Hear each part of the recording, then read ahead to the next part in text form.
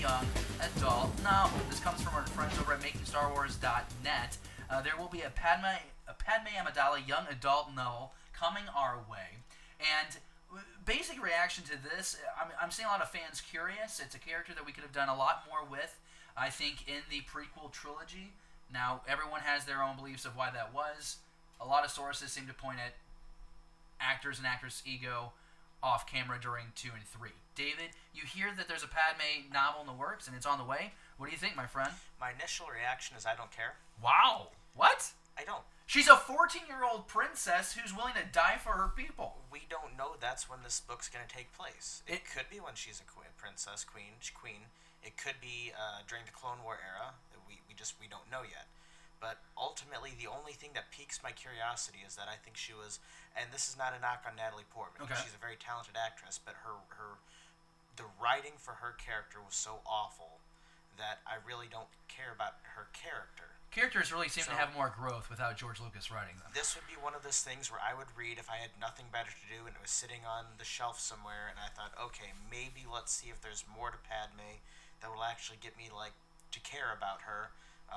But I'm still not through the 40 short stories yet. So I want to know about the 40 short stories. That's specifically just a New Hope era.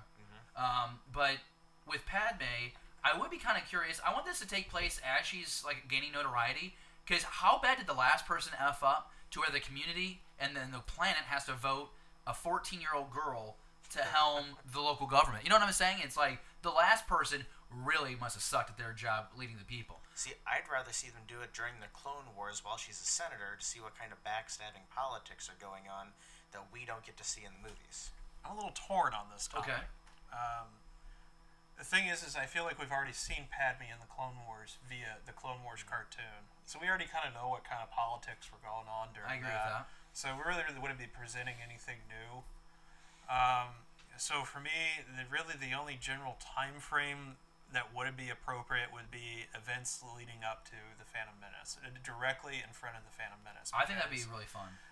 You're right. What got her voted as Queen of Naboo? How did she get into that position and everything? And I bet you we get a little Palpatine interspersed in that story because Palpatine was involved very early on. To me, that's really the only way that this would work. Otherwise, I'm not as interested with it because I kind of feel like her character, a lot of her story arc is complete, just simply from the movies and the Clone Wars cartoon. I mean, this is really the only that time frame.